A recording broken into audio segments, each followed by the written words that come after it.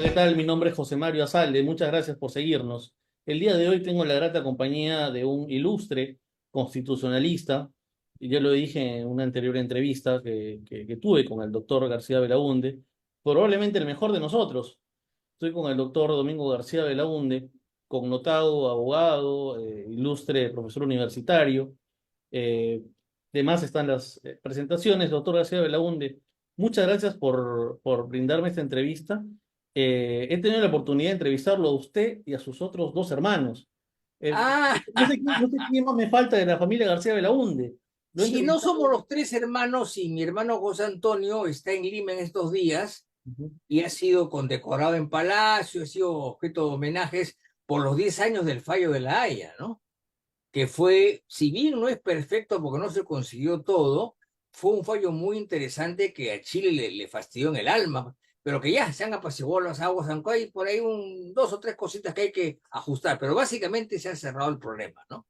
Sí, yo tuve la oportunidad de entrevistar al embajador García Belaunde, a José García Belaunde. José, lo así es. Una entrevista deliciosa, creo que conversar con diplomáticos que tienen la formación que tiene el doctor García Belaúnde, siempre un placer. Y también con Vitocho, Es otro estilo, ¿no? Otro estilo. apasionado, apasionado, vehemente, es un parlamentario, digamos, como tiene que De ser. verdad, es un parlamentario de verdad y honorable. Sí, sí, sí. Más allá de todo, es un parlamentario de una sola línea. Empezó el año 80 siendo secretario personal de Belaúnde y hasta ahora está en el partido. Una persona decente que en la Argentina acá lo quieren mucho.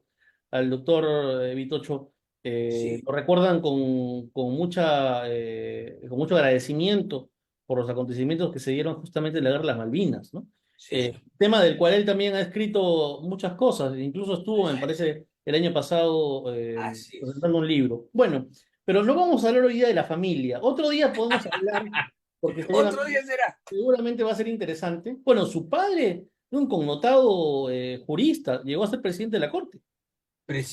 Domingo García Rada fue presidente de la Corte Suprema y presidente del Jurado Nacional de Elecciones, cargo en el cual fue objeto de un atentado terrorista, no nos olvidemos, ¿no? El primer atentado selectivo Entonces del año vienen, 85. vienen, como se diría antiguamente, de buena entraña.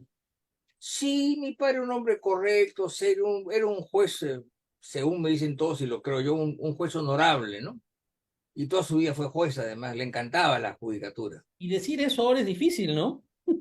Sí, pues porque por un lado hay mucha gente que llega de carambola y lo más triste es que yo recuerdo que cuando mi padre era juez supremo estudiaba y consultaba y leía y ahora nadie lee nada, pues no es un problema. Entonces dicen cualquier cosa. No Estamos, todos, ¿no? Un buen número, ¿no? estamos siendo víctimas de la mediocridad en la formación del abogado y tiene que ver Sí. tal vez con la supresión de algunos cursos importantes como los de historia, los cursos de humanidades, ¿no? Porque es lo que te da el criterio finalmente para luego hacer el juicio, ¿no? El juicio jurídico, el juicio ético, el juicio moral. Pero bueno, nuevamente, estamos entrando a otro tema que seguramente podremos hablar más adelante. El tema que nos convoca el día de hoy, doctor, es un tema que creo yo tiene una importancia fundamental en la coyuntura en la que estamos viviendo en América Latina en general. Se habla mucho acerca de la politización de la justicia, se habla mucho acerca del lawfare, ¿no? Eh, Concretamente, para ir al meollo de la problemática, ¿usted considera que los jueces constitucionales tienen responsabilidad política? Uno podría decir, por la forma en que son elegidos por políticos en el Congreso, poder del Estado, sí deberían tener un tipo de responsabilidad política. Por el tiempo en que dan sus pronunciamientos, donde a veces su participación o su omisión puede generar crisis de gobernabilidad. Hablamos de esto antes de iniciar la entrevista. Usted creo que tiene una posición crítica con respecto a este punto. ¿Cuál sería, en todo caso, doctor, desde el punto de vista de la teoría, la doctrina, la jurisprudencia eh, y la tradición jurídica que tenemos en nuestros países, el rol que se le debe asignar al juez constitucional? Bueno, yo creo que el rol clásico que se le asigna al juez constitucional es básicamente la protección de los derechos fundamentales, ¿no es cierto? Y la protección de la jerarquía normativa, o sea, que la Constitución prevalezca sobre el resto del ordenamiento jurídico. Y eso está bien, y en el fondo es también una labor política, ¿no? Porque proteger la Constitución es una labor política, pero hay políticas y políticas. Una cosa es defender a la Constitución, pues, con muy buenos elementos, con muy buena entraña, y otra es defenderla a la mala. O sea, hacer política no significa, pues, ser un sinvergüenza en el juzgado, sino ser un hombre serio y responsable, que lamentablemente no hay. Por ejemplo, ¿qué le digo yo? Un solo caso, ¿no? Cuando, por ejemplo, viene un juez amparado por una serie de magistrados que dan una medida cautelar en un amparo, impidiendo que el Congreso apruebe una ley de reforma parcial de SUNEDU, diciendo que la contrarreforma está haciendo política. Pero mala política, ¿por qué? Porque está interviniendo en una labor exclusiva y excluyente del Congreso de la República. O sea, el Congreso por sí y ante sí puede dar leyes. En eso no se mete nadie. Ahora, que después la ley sea cuestionada en un proceso constitucional o sea anulada es otro problema. Pero el juez no puede salirse de lo suyo. No puede decirle a los congresistas, usted no puede hacer esto. Entonces, eso es una deformación, no es una politización de la justicia, porque la justicia tiene un hálito político, ¿no? Sino es una deformación y una intromisión que no debemos aceptarla, me parece. Porque también en algunos momentos pareciera que hay un reclamo de la ciudadanía y también de la clase política para que el TC se pronuncie sobre temas que tienen un trasfondo político. Eso lo hemos visto, por ejemplo, en el caso de el juicio político que han seguido algunos expresidentes. Se pedía al TC, pero pronúnciese. Y muchos decían, bueno, yo incluso, la verdad es que en un artículo desarrollé la idea, en cierto sentido, la omisión del Tribunal Constitucional en no querer participar en algunos momentos de nuestra historia importantes genera crisis de gobernabilidad. Yo creo que ahí usted tiene una posición más bien distinta, ¿no? Bueno, yo creo que los jueces constitucionales tienen una labor y un cometido político para mí es indudable, ¿no? Y deben ayudar al manejo del Estado, pero hay maneras de hacerlo. No sé si me explico, hay maneras de hacerlo. Le pongo un caso concreto que está un poco remoto, ¿no es cierto? En el caso de la vacancia presidencial, por ejemplo, que es una institución que existe desde hace 150 años, ¿no es cierto? A Fujimori se le vacó, pese a que había renunciado antes, lo cual fue una mañosería, en mi opinión, se le vacó por mayoría simple. Entonces, en una sentencia del 2003, el TC dijo una cosa muy interesante. La vacancia presidencial está ahí. Yo no la voy a modificar porque yo no soy nadie para modificar la Constitución, pero sí voy a exigir una mayoría calificada para la vacancia y pusieron 2/3. Eso explica por qué las dos primeras vacancias que se interpusieron contra Castillo y luego la anterior vacancia contra PPK no funcionaron porque no había los votos. Entonces, eso se trata. Ahí, por ejemplo, en ese caso concreto, el TC hizo una gran contribución al manejo político. Señores, ustedes pueden hacer eso porque yo no puedo cambiar la Constitución, pero sí puedo poner condiciones, que es una mayoría calificada. Y creo que fue un acierto. Pero eso es digamos, una parte de lo que hace el TC. Pero si lo vemos desde atrás, uno podría decir, pero ojo, esto no es competencia de los políticos. O sea, el TC les está agarrando de la mano a los políticos y le está diciendo, bueno, ustedes tendrían que hacer esto, ¿no? Por ejemplo, hay algunas sentencias donde el TC se pronuncia, me parece que en el caso, no sé si es en el caso Vizcarra o en el caso Kuczynski, uno de las resoluciones que salieron en el TC, donde el TC explica cómo deben ser las relaciones entre el Congreso y el Tribunal Constitucional, ¿no? Y también con el Poder Judicial. Ya, pero eso es un tema político, no es un Sí, tema jurídico stricto sensu.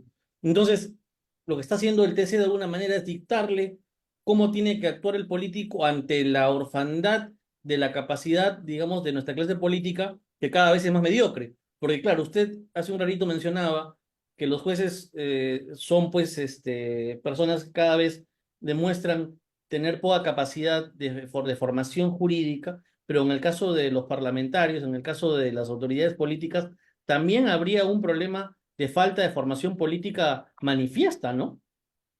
Es un ciego guiando a otro ciego. sí, claro que sí. Ahora, el problema es que Yo pienso de que hay veces en los cuales el TC hace bien porque ayuda al entorno político, o sea, ayuda a la gobernabilidad. Lo interesante es que lo haga dentro de ciertos parámetros y dentro de los márgenes que le permite la Constitución. Y si lo hace así, aleluya. Y aún más, tanto mejor que lo hagan ellos, sino otros. Y efectivamente, en muchas cosas, los congresistas se refugian, por así decirlo, en cosas que ha hecho el TC. Pero no nos olvidemos que el TC solamente es vinculante cuando establece precedentes vinculantes obligatorios. Y en 20 años hay 100, perdón, hay 50, o sea, 55, no hay más. O sea, no es mucho lo que hay. Pero claro, siempre lo que dice el TC es un referente interesante. Entonces yo creo que el TC, en términos generales, y más aún ahora que antes, va ayudando al proceso político, ¿no? Y eso es interesante, eso no está mal. El asunto es que lo haga bien y que lo haga a favor de la gobernabilidad. Yo en ese sentido no estoy en contra de eso y es lo que hoy día se ve, ¿no? Doctor, tengo dos últimas preguntas. Eh, una de carácter técnico y la otra de carácter, digamos, político. La de carácter técnico. Cuando el TC, por ejemplo, en unas sentencias declara el estado de cosas inconstitucional, ¿no está haciendo política? No, ¿eh? No me parece, Por porque lo que ejemplo, está cuando haciendo, en el caso de las cárceles, en el caso, por ejemplo, de la educación pública gratuita en zonas de extrema pobreza, rurales, le está emplazando al Estado, le está diciendo, bueno, usted tiene que cumplir y le damos un plazo. Ahora, lo que yo no sé, y también le hago la pregunta es, creo que, por ejemplo, en el caso de las cárceles, del hacinamiento de las cárceles, les dieron 5 años, y creo que esto vence en el 2025 si no me equivoco. pues, no le van a hacer caso, eso ya se sabe. ¿Y Se qué, zurran en eso, pero y yo qué creo que ocurre? es ¿Y qué parte. ocurre? ¿Qué ocurre en estos casos, por ejemplo?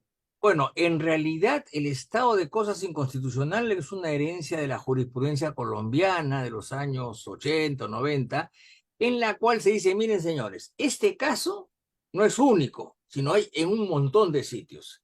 Entonces yo declaro que es un estado de cosas inconstitucional por dos cosas. Uno, para que en el futuro los jueces lo tengan presente para que fallen igual.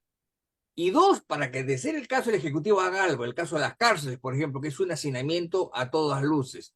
Ahora, si lo hace o no el Ejecutivo es otro problema, pero no me parece que haga política, sino que está ayudando a la gobernabilidad, porque indudablemente ningún país es feliz pues, con una cárcel saturada. No, Se dice yo que de sé, 90.000 internos, la mitad no tienen juicio, no tienen de condena, ninguna, es una cosa de locos. de ninguna manera estamos nosotros considerando que los presos no deben tener condiciones dignas Así es, en así los es, establecimientos penitenciarios. Yo iba por el así lado es. de si el TC le está exigiendo al Estado, usted tiene que solucionar este problema y le da un plazo, 5 años. Ojo, pero hay cuestiones que tienen que ver con el presupuesto nacional. O sea, digamos, hay límites en los que no debería, creo yo, transgredir o pasar el TC porque entran dentro de la competencia de los políticos, y en este caso concretamente del gobierno. Y tienen que ver también con cuestiones de carácter presupuestal. Por ejemplo, nuevamente, ¿cómo se genera una política que evite el hacinamiento penitenciario? Se tienen que construir más cárceles. Eso implica Hay evidentemente. otra, pero esa es una labor del Estado. Es, por ejemplo, yo le hago una demanda, y hay varias, demanda al Estado a través del sector tal, y obtengo después de 5 o 6 años de juicio que me paguen una indemnización de 200 millones de soles. ¿De dónde sale el presupuesto? Ya veré el Estado cómo me lo paga, me explico. Entonces, eso no está mal, o sea, porque el Estado, mal que bien, digamos, incluye a la justicia en sus diversas facetas, y una de ellas es tener que pagar daños, pues mala suerte, ¿no? Acá en Así que no Argentina, me parece mal eso. acá en Argentina, con esto voy a cortar un poco la entrevista porque son muchos temas de los que podemos ir hablando. Pero acá en Argentina, a raíz de la victoria, ¿qué tal? ¿Cómo está? A raíz de la victoria de Javier Milei, se está hablando mucho acerca de los derechos. Y Milei Los dijo derechos. una cosa importante. El derecho, Evita decía, ¿no? Detrás de cada necesidad hay un derecho, ¿no? Y mi ley lo que dice es, sí, pero esos derechos cuestan. Es verdad, cuesta. Entonces, La nuevamente, democracia no es gratis, la democracia cuesta. y en ese sentido, cuando el TC comienza a establecer, disculpe por insistir, pero para mí es bastante controversial lo que hace, no porque esté mal. Concuerdo con usted que, por ejemplo, es una realidad la situación de los presos, pero el emplazar al Estado y el decirles, tienes tanto tiempo para poder hacerlo. Bueno, igualmente con esta sentencia los familiares de los presos pueden recurrir a alguna instancia internacional. En este caso ya habría una sentencia, ¿no? En ese Sí. sentido, y podrían hacerlo. A lo que voy es ese emplazamiento al Estado, ¿no? Eso es algo de lo que veníamos conversando, ¿no? La relación entre lo político y lo jurídico. Claro, como usted bien dice, el juez te puede decir, oye, acá por si acaso se está dando afectación de derechos y el Estado tiene una responsabilidad. Pero otra cosa es que te diga, oye, Estado, tienes que hacerlo y te doy un tiempo para que lo hagas. Pero como usted dice, no lo van a hacer, se van a zurrar y eso, Pero y eso es una afectación al sistema de justicia, sí, porque pierde pero credibilidad. una afectación, digamos, indirecta, no directa. Y además prefiero que lo diga el tribunal aunque no le hagan caso y que no digan nada, porque por lo menos el tribunal al decirlo llama la atención sobre un hecho. Ahora, ya sabemos que el Estado no va a hacer nada o va a hacer muy poco, no sé, eso ya lo sabemos, pero no importa, esa es parte del juego de la democracia, pienso yo. Bien, doctor, la última pregunta porque sé que está bastante ocupado. Le agradezco mucho por estos minutos. ¿Qué ocurrencia? El gobierno de los jueces, usted me mencionaba una obra clásica de Lambert, que Lambert. voy a buscar el libro y lo voy a leer. Ya se hablaba este autor francés populariza esta frase, el gobierno de los jueces en Europa, pero En Europa, viene de Estados exactamente, Unidos. el libro se publica en París el año 21, pero esto viene a su vez de la doctrina norteamericana de 20 años atrás. O sea, él se pone a estudiar la doctrina norteamericana y se da cuenta que los jueces son muy importantes en ese país y deciden cosas. Entonces, él usa eso. En inglés es government by judiciary, gobierno bajo la judicatura, ¿no? Entonces, él eso lo traduce al francés y lo difunde, porque no nos olvidemos que el mundo sajón ha vivido aislado, mientras que el mundo francés daba las luces a todo el mundo. O sea, todo el mundo se iba a París en los años, en el 900, en el 920, todo el mundo era, la ciudad luz la llamaban, ¿no es cierto? Entonces, él irradia esa idea que ya estaba en Estados Unidos. Y hoy día, con los años, se demuestra que efectivamente no es que manden ellos, efectivamente, pero es parte del gobierno, por así decirlo, o parte de la gobernabilidad, ¿no? Para bien o para mal. Y esto se puede evidenciar ahora en el Perú. Parte de la Yo crisis creo que está que sí. sucediendo Yo creo que tiene que sí. ver con el Para sistema. bien y para mal, ambas cosas. Y también nos podríamos remontar incluso hasta Platón, ¿no? Porque, o sea, todo el mundo se olvida, todo el mundo cuando habla de Platón piensa en la República, pero se olvidan luego de las leyes. Y en las leyes es otro Platón Es habla otro Platón, Platón viejo y prudente. y hace una revaloración justamente de la figura del hacedor de las leyes, ¿no? Y que lo vuelve un actor protagónico dentro del espacio en el que él estaba, Sí. en la Grecia de ese momento, ¿no? No, Eh, en la República no hay leyes. En la República no hay leyes. Lo que hay es el legislador, el rey filósofo y punto. Las leyes vienen recién en el diálogo, las leyes, que es un diálogo de vejez, ¿no? ujú. ¿Por qué? Porque Platón se decepciona luego de sus experiencias en Siracusa, ¿no? En la senectud, hace una revalorización Así es, de las así leyes. es. Así es. Doctor, ¿cómo cree usted, y tal vez es una pregunta difícil de planteársela, ¿no? Como abogado, ¿cómo cree usted que nosotros podemos contribuir a mejorar, sobre todo desde el punto de vista académico? Usted es un autor prolífico, académico de la investigación, para que el Poder Judicial tenga el rol que realmente debe tener, ¿no? Yo le mencionaba, por ejemplo, sobre una corriente que usted me decía, yo no comparto los postulados de esta No corriente, comparto enteramente, lo cual no significa que no haya aciertos, ¿no? claro, que es el neoconstitucionalismo, y que pareciera que los jueces están acostumbrados a asumir las modas, ¿no? Ahora, por Sí, ejemplo, bueno, se ha puesto de moda, pero ya estaba hace mucho tiempo en boga, el tema de la inversión de la carga, las cargas dinámicas, ¿no? Ahora se ha vuelto de moda, todo el mundo habla de las cargas dinámicas. Lo hablan, pero no lo entienden. Igual pasa con el neoconstitucionalismo. Creo que todo el mundo habla del neoconstitucionalismo, pero realmente no lo logran entender. Igual pasa con el positivismo, ojo. Creo que hay un ah, positivismo enraizado, pero funcional, porque no saben que son positivistas. claro, ¿Cómo, claro. Son cómo cree positivistas sin saberlo. Sí, exactamente, por eso son funcionales. ¿Cómo cree usted? que se puede mejorar desde el punto de vista del oficio, el abogado litigante, el operador judicial, los profesores, la academia? ¿Cómo podemos contribuir en este humilde espacio que tenemos nosotros para poder mejorar la calidad del sistema de administración judicial? Porque gran parte de lo que está pasando ahora en el país está relacionado, y creo que coincidimos, con la crisis del sistema de justicia en el Perú. Hay un proceso de deslegitimación del sistema de Sí, justicia. total. Bueno, lo único que nos queda es predicar, ¿no?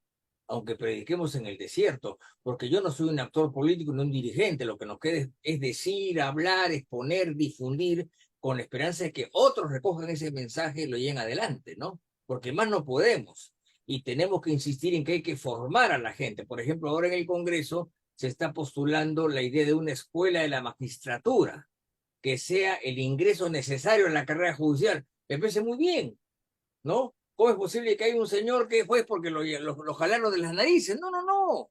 Es como es en Europa, que uno entra a una escuela judicial durante 2 años, estudia 8 horas diarias y luego termina y tiene un título y recién sale a ser juez, ¿no es cierto? Entonces, por lo menos sabe, acá no saben nada. Y no saben nada, ¿por qué? Porque nadie les ha enseñado, no han estudiado nada, están en universidades de quinta categoría, etc., etc., y eso, revertir eso es muy lento. No hay que desanimarse, pero es muy lento. Doctor, tengo que hacer una, ahora ha sido una última pregunta, la pregunta final. ¿Usted considera que las personas, los abogados, los juristas, cuando empiezan a envejecer, se vuelven conservadores? No necesariamente, ¿ah? Usted se siente todavía un revolucionario? No, es que nunca he sido revolucionario, Usted, nunca, políticamente, nunca. entiendo usted cómo se concibe. Bueno, no sé, pero yo tenía una famosa frase, muy presente de Churchill, que decía, si quieres tener a un hombre conservador, dale algo que conservar. ¿No? Lo cual es cierto, ¿no? No, nunca me he considerado un revolucionario porque siempre creí en el sistema. Lo que pasa es que era contestatario porque era un sistema malo, que es otra cosa, ¿no? Pero curiosamente en mi juventud y en mi madurez he visto que el sistema ha ido mejorando, pero hace 20 años está en cascada, ¿no? Entonces, ¿qué hacer? Yo no puedo, o sea, yo Tiene no que puedo volver creer que si esto... una generación como la suya, que Sí, justamente sea contestataria frente al sistema actual. Eso sí, debería surgir. eso sí es contestatario, yo lo soy porque yo critico todo esto, con lo cual no me identifico. Y hablo contra eso con la idea de que se mejore, pero yo ya no espero nada, evidentemente. ¿Por qué? Porque lo que se puede hacer va a tomar mucho tiempo, mucho. La educación es una larga paciencia, así de simple. Bien. Doctor, le agradezco muchísimo por estos minutos, como siempre, Encantado, tanto entrevista gusto. muy interesante y espero que podamos seguir conversando más adelante. Quedan Claro que sí. pendientes. Le mando un fuerte abrazo. Muchas gracias. Gracias también. Felicidades.